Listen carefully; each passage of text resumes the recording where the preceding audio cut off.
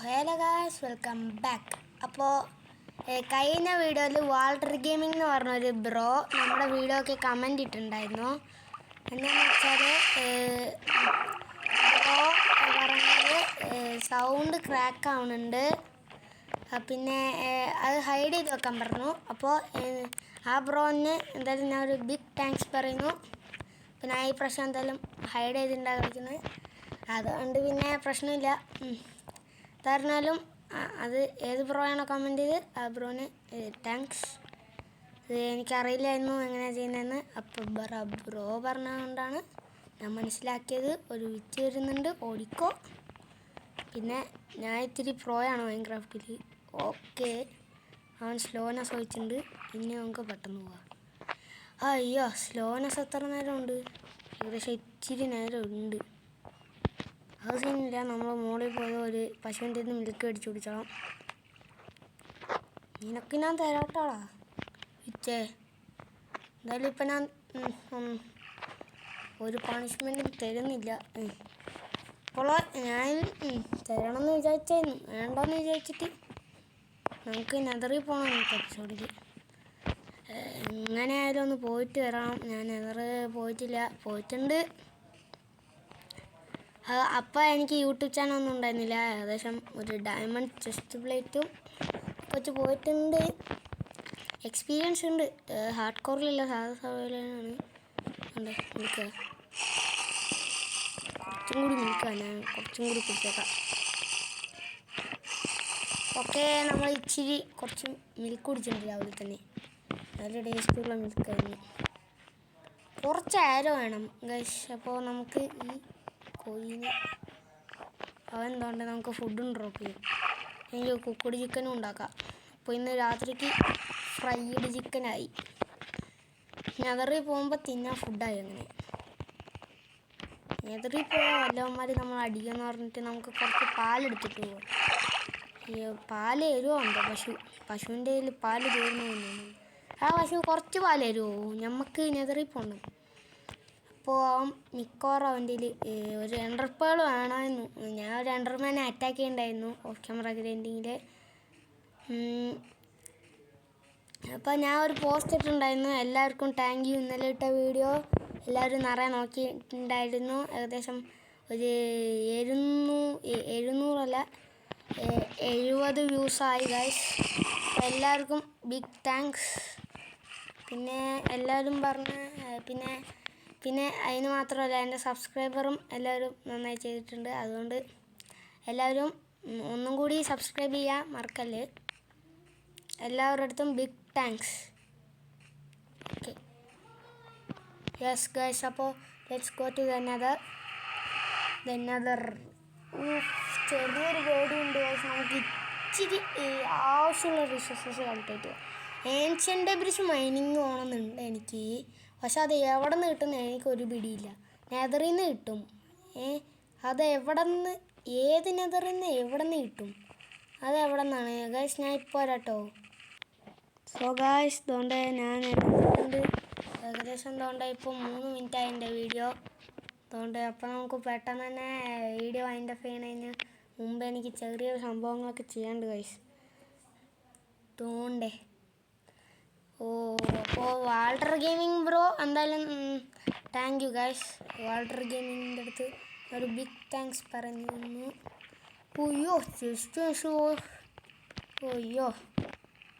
Just ഞാൻ മരിച്ചതിനെ കുറച്ച് glow stone collect ചെയ്ത് വീട്ടിൽ പോവാം. എനിക്ക് ഗ്ലോ സ്റ്റോൺ വേണം, അതിനാണ് ഞാൻ അറിയാവുന്നത്. കുറച്ച് ക്വാർട്സും വേണമെങ്കിൽ എടുക്കാം നമുക്ക് വേണമെങ്കിൽ. പിന്നെ അടുത്ത എൻ്റെ മെഗാ പ്രോജക്റ്റാണ് വില്ലേജർ ട്രേഡിംഗ് ഹാള്. ആ പൊട്ടന്മാരുടെ അടുത്ത് എങ്ങനെ ചെയ്യാനാണെന്തോ ഒരു പിടിയും ഇല്ല. നീ വെടിവെക്കുന്നതാ? വെടിവെച്ചാണല്ലോ അടിക്കുന്നതാണ്. വന്നേക്കുന്നു. ഞാൻ ഇപ്പോൾ പോവും. ഞാൻ കുറച്ച് കോട്സ് കളക്ട് വന്നു. എന്ത് പറഞ്ഞാൽ കോട്സൊക്കെ എക്സ്പിക്ക് നല്ല. എനിക്ക് ക്വാർട്സ് ഇഷ്ടം കേട്ടോ. ആർക്കെങ്കിലും ക്വാർട്സ് ബ്ലോക്ക് വെച്ച് മൈൻക്രാഫ്റ്റിൽ ബിൽഡ് ചെയ്യണമെന്ന് അറിയത്തില്ലെങ്കിൽ എല്ലാവരും നെതറി വന്നാലേ കുറച്ച് കിട്ടത്തുള്ളൂ. ആദ്യം ഞാൻ വിചാരിച്ചു ഓവർവേൾഡിൽ നിന്ന് കിട്ടുന്നു. പിന്നെ യൂട്യൂബിൽ നോക്കി കുറച്ച് പഠിച്ചിട്ടാണ് മനസ്സിലായത് അത് നെതറിൽ നിന്നേ കിട്ടുള്ളൂ, ഓവർവേൾഡിൽ കിട്ടത്തില്ല. ആദ്യം ഞാൻ മൈൻക്രാഫ്റ്റ് ഇന്നിയറായിരുന്നു. പിന്നെ കുറച്ചും കൂടി കളിച്ച് എക്സ്പീരിയൻസ് ആയി. അതുകൊണ്ട് പിന്നെയാണ് ഞാൻ കുറച്ച് പ്രോ പ്ലെയർ ആയി വന്നത്. അതായിരുന്നു എൻ്റെ മൈൻക്രാഫ്റ്റ് ഹിസ്റ്ററി. നമുക്ക് ഈ എൻഡർമാനെ എങ്ങനെയെങ്കിലും ഒന്ന് കില്ല് ചെയ്യണം. അതുകൊണ്ട് ഇവിടെ ഇങ്ങനെ കുറച്ച് ഇട്ടിട്ടുണ്ട്. അവൻ എവിടെയാണോ എന്തോ, അവൻ ഇവിടെ അടുത്ത് തന്നെ ഉണ്ട്. അതുകൊണ്ട് അവനെ നോക്കിയിട്ടുണ്ട്. ഇനി അവനെ അടിക്കാൻ പറ്റത്തില്ല, അവനെ കില്ല് ചെയ്യാം. ഓക്കെ, നെതറിൽ നിന്ന് എൻഡർമാനെ കില്ല് ചെയ്യുന്നത് ഇച്ചിരി ഈസി ആട്ടോ. നിൽക്ക് ഓല് എനിക്ക് എൻഡർപ്പാള് തരാതെ ഞാൻ ഇനി ഇവിടെ നിന്നെ വിടത്തില്ല. എൻഡർപ്പാള് തരാതെ അവൻ പോയി. ഞാൻ വിചാരിച്ചു ഒരു എൻഡർപ്പാളെങ്കിലും നീ തരുമെന്ന്, നോക്കി അവൻ തന്നില്ല ഗൈസ്. അപ്പോൾ എല്ലാവരും കമൻറ്റിൽ RIE എൻഡർമാൻ അങ്ങനെ കമൻറ്റ് ചെയ്യുക. അയ്യോ വലിയ മാക്മാക്യൊക്കെ പോകുന്നല്ലോ. ഓടിക്കോ, ബേസിക്ക് പോകാം. ഇത്ര മതി ഇവിടെയൊക്കെ. നമുക്ക് ഇന്നത്തെ എപ്പിസോഡിൽ നമുക്ക് നെതറിൽ പോകുന്നതല്ല മെയിൻ തിയറി. ഇന്നത്തെ എപ്പിസോഡ് ഞാൻ വിചാരിച്ച് നെതറിൽ പോകണ്ടെന്ന്. പിന്നെ ഗ്ലോ സ്റ്റോൺ വേണം അവന്മാർക്ക് അവിടെ. ഞാൻ റെഡ് സ്റ്റോൺ ലാബ് വെക്കാമെന്ന് വിചാരിച്ചു. പക്ഷേ അതാണ് വെക്കുന്നത് ഞാൻ എന്തായാലും. എനിക്ക് യോന്മാരുണ്ടല്ല.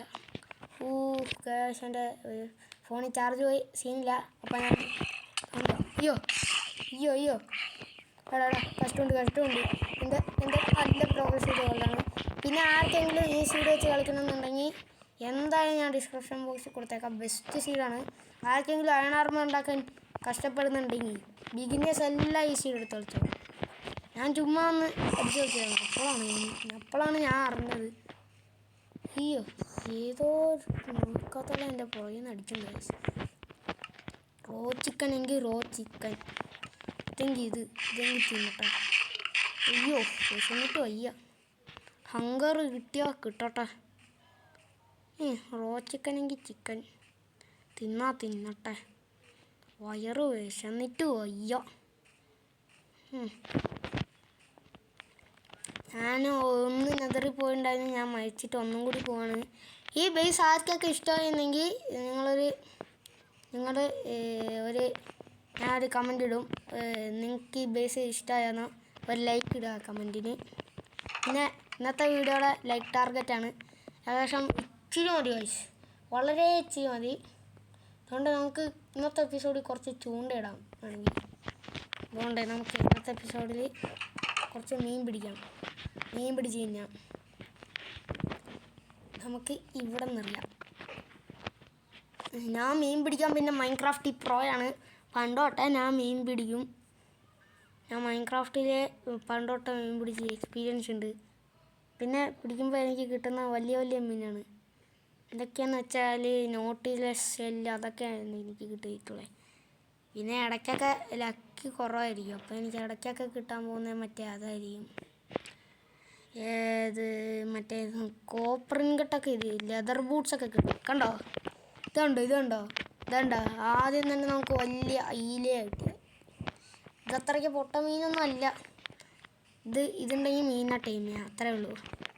മീനല്ല, ഇവിടെ മറ്റേ ഈ സംഭവം ഉണ്ട് വില്ലേജ്. അപ്പോൾ ഞാൻ ഈ വില്ലേജിൽ നിന്ന് ഞാൻ മറ്റേ യവന്മാരനെ എടുക്കാൻ പോവാണ്. ഇവിടെ ഒരു റീസ്പോൺ ചട്ടേട്ടെ. ഇപ്പോൾ ഹങ്കർ ഓർന്ന് ഞാൻ മരിച്ചാലും ഇവിടെ നിന്ന് തന്നെ എടുക്കാമല്ലോ. അതാണെങ്കിൽ പിന്നെ ഈസിയാണ് എടുക്കാൻ.